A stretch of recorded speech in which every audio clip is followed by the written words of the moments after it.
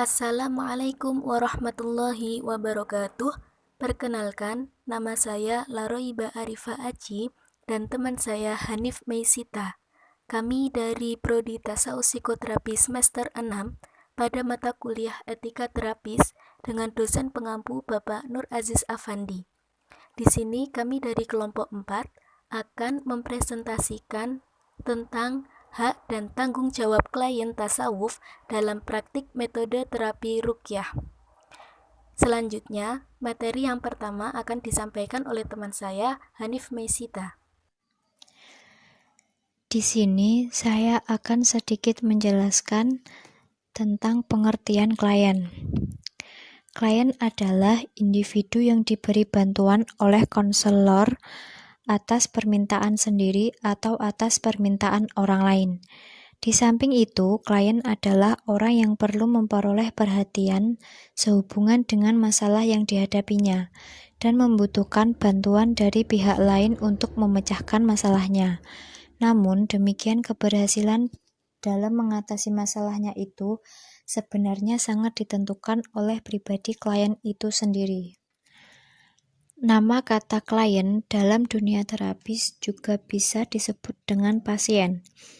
Klien atau pasien itu sendiri merupakan orang yang berperan sebagai pengguna layanan, penerima jasa, atau orang yang menderita. Slide berikutnya yaitu definisi hak dan tanggung jawab. Di sini dikatakan hak adalah seperangkat kewenangan yang dimiliki terapis atau klien dalam melaksanakan perannya. Menurut Kamus Besar Bahasa Indonesia, hak adalah sesuatu yang benar, milik, kewenangan, dan kekuasaan seseorang untuk berbuat sesuatu karena sudah diatur undang-undang atau peraturan. Contohnya yaitu hak untuk hidup, hak memperoleh kehidupan yang layak, hak mendapatkan pendidikan, hak mengeluarkan pendapat baik lisan maupun tulisan, hak memiliki kedudukan yang sama di depan hukum, dan hak-hak yang lainnya. Yang kedua yaitu definisi tanggung jawab. Tanggung jawab adalah kewajiban yang harus ditunaikan seseorang sesuai dengan peran yang dimilikinya. Atau dengan artian lain, keadaan wajib menanggung segala sesuatu jika terjadi apa-apa, boleh dituntut, dipersalahkan, diperkarakan, dan lain sebagainya. Setiap hak yang dimiliki seseorang biasanya merupakan tanggung jawab bagi pihak lain. Sebaliknya, setiap tanggung jawab yang dimiliki seseorang merupakan hak yang lain. Baik, selanjutnya saya akan menjelaskan mengenai hak klien. Adapun hak yang diperoleh oleh klien atau pasien dikutip dari berbagai sumber, di antaranya yaitu hak memperoleh pelayanan yang manusiawi dan tanpa diskriminasi. Yang kedua, hak memperoleh pelayanan terapi sesuai standar yang berlaku. Yang ketiga, hak memilih seseorang terapis serta mendapatkan jasa yang maksimal darinya. Hak atas informasi yang benar, jelas, dan jujur mengenai pengobatan yang akan berlangsung. Kemudian, hak untuk didengar pendapat serta keluhannya. Kemudian, hak mendapatkan pembinaan serta pendidikan mengenai terapi yang dipraktekkan. Selanjutnya, hak meminta konsultasi kepada terapis lain. Hak atas privasi dan kerahasiaan penyakit atau keluhan fisik ataupun non-fisik yang diderita oleh klien. Kemudian, hak didampingi keluarganya jika kondisi dalam keadaan kritis. Selanjutnya, hak memperoleh perlindungan hukum jika merasa dirugikan. Yang terakhir yaitu hak atas kenyamanan, keamanan, dan keselamatan dirinya dalam menggunakan jasa terapis. Itulah tadi merupakan hak-hak yang dimiliki oleh klien atau pasien terapi secara umum. Namun, lebih khususnya, ketika hak yang dimiliki klien tasawuf tentu ada perbedaan secara signifikan. Dengan kata lain, dalam terapi tasawuf, seorang yang memberikan pelayanan dan pengobatan secara fisik ataupun psikis bisa disebut dengan syekh, tabib, mursyid, dan terapis. Sedangkan orang yang menerima pelayanan dan pengobatan disebut dengan murid atau klien. Kemudian, hal yang paling menonjol perbedaan antara terapi umum dengan terapi sufistik terletak pada orientasi aktivitas hati, pikiran, dan sikap yang cenderung melibatkan Allah Subhanahu wa Ta'ala.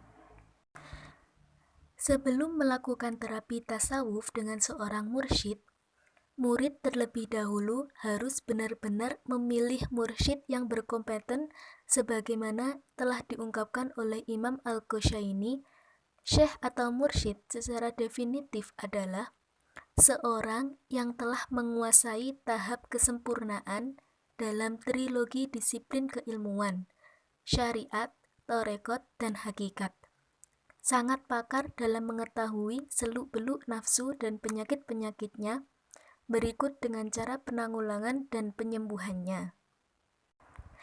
Namun, standarnya adalah adanya tanda-tanda semua nasihat mursyid bisa membuat murid atau klien selalu bersemangat untuk melaksanakan berbagai ketentuan dalam bertasawuf. Hal ini bisa dibuktikan dengan berbagai pengalaman-pengalaman murid yang pernah berguru dengan beliau. Selain itu, juga ada indikasi seluruh tindakannya bisa menghantarkan kepada Allah Subhanahu wa Ta'ala. Tanggung jawab klien tasawuf. Kewajiban klien dalam terapi model tasawuf meliputi berbagai hal. Kemudian, apa itu kewajiban? Kewajiban merupakan suatu tindakan yang harus dikerjakan oleh seseorang yang tidak lain adalah implementasi sebuah tanggung jawab, baik secara moral atau secara hukum. Berikut kita akan mempelajari tentang kewajiban klien dalam terapi tasawuf. Antara lain, patuh terhadap peraturan. Hal ini apabila klien berobat di rumah sakit. Akan tetapi, jika klien berobatnya di sebuah pengobatan alternatif, maka klien tersebut harus patuh terhadap peraturan yang telah dibuat oleh rumah terapi alternatif tersebut. Kemudian menggunakan fasilitas sebaik mungkin dan bertanggung jawab. Memberikan informasi yang jujur, lengkap, dan akurat sesuai kemampuan dan pengetahuan. Menghormati hak pasien lain seperti pengunjung, terapis, ataupun petugas lain. Memberi informasi terkait kemampuan finansial dan jaminan kesehatan miliknya. Mematuhi rencana terapi yang direkomendasikan dan disetujui oleh pasien yang bersangkutan setelah mendapatkan penjelasan yang sesuai dengan peraturan perundangan.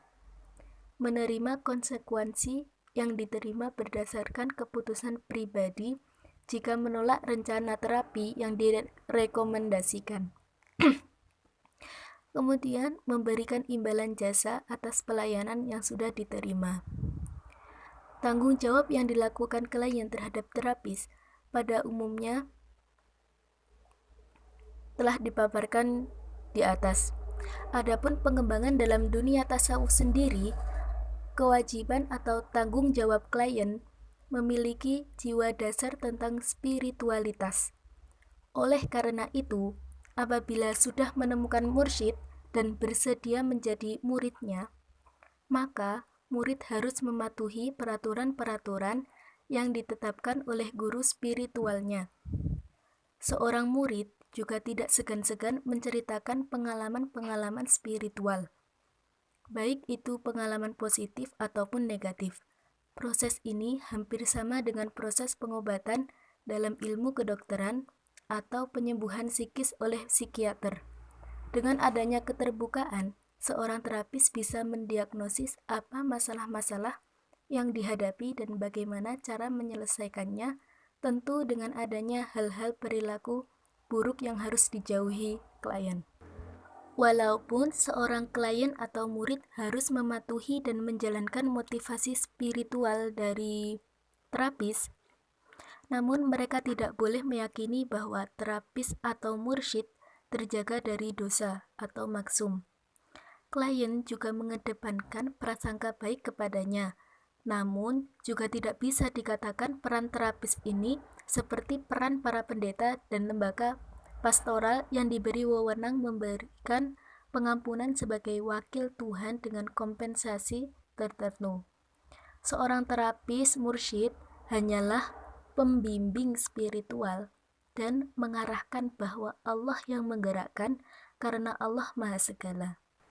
Pada studi kasus metode terapi ruqyah terhadap pasien, selain untuk memberikan motivasi, pelaksanaan terapi ruqyah tersebut juga sekaligus sebagai sarana dakwah Islam. Berhubungan dengan terapi ruqyah, pasien ruqyah pun juga mempunyai hak dan tanggung jawab.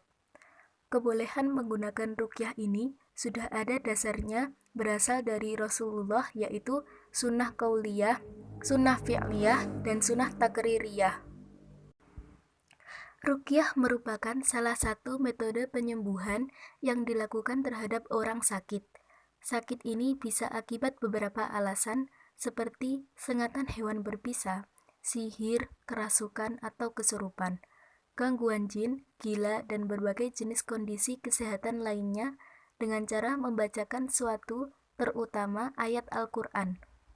Terapi ruqyah memiliki pengertian membacakan ayat-ayat atau doa yang berasal dari Al-Quran ataupun As-Sunnah, di mana hal tersebut mempunyai pengaruh terhadap penyembuhan fisik seseorang. Adapun tahapan-tahapan pasien terapi ruqyah antara lain, yang pertama berwudu. Para pasien sebelum mengikuti proses terapi ruqyah harus berwudu terlebih dahulu untuk mensucikan dirinya agar dirinya selalu dijaga oleh malaikat yang ditugaskan Allah Subhanahu wa Ta'ala. Kemudian, mendengarkan nasihat-nasihat agama dan petunjuk pelaksanaan psikoterapi ruqyah. Para pasien dinasihati agar tidak berbuat syirik kepada Allah, yaitu memegang teguh kalimat la ilaha illallah dalam setiap tindakan dan perbuatan.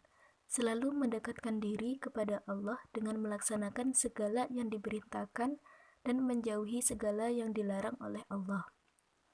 Kemudian, berbaring atau duduk dengan mengambil sikap relaksasi tubuh yang enak dan nyaman dan relaksasi pikiran. Dengan berbaring atau duduk, itu akan melemaskan dan mengendorkan semua bagian tubuh termasuk otot-otot manusia. Kemudian, mendengarkan lantunan ayat suci Al-Quran dengan khusyuk. Pasien merasakan sensasi yang terjadi selama prosesi mendengarkan lantunan ayat suci Al-Quran. Para pasien yang merasakan stres, kegundahan, dan kesempitan dalam dadanya akan mendapatkan suatu pengalaman spiritual dan ketenangan luar biasa pada dirinya. Sebab salah satu cara ingat kepada Allah yaitu dengan berzikir, mendengarkan, dan membaca Al-Quran. Sekian yang dapat kami jelaskan, kurang lebihnya mohon maaf. Dan apabila masih ada yang kurang paham, langsung ditanyakan di grup kelas. Sekian, terima kasih. Wassalamualaikum warahmatullahi wabarakatuh.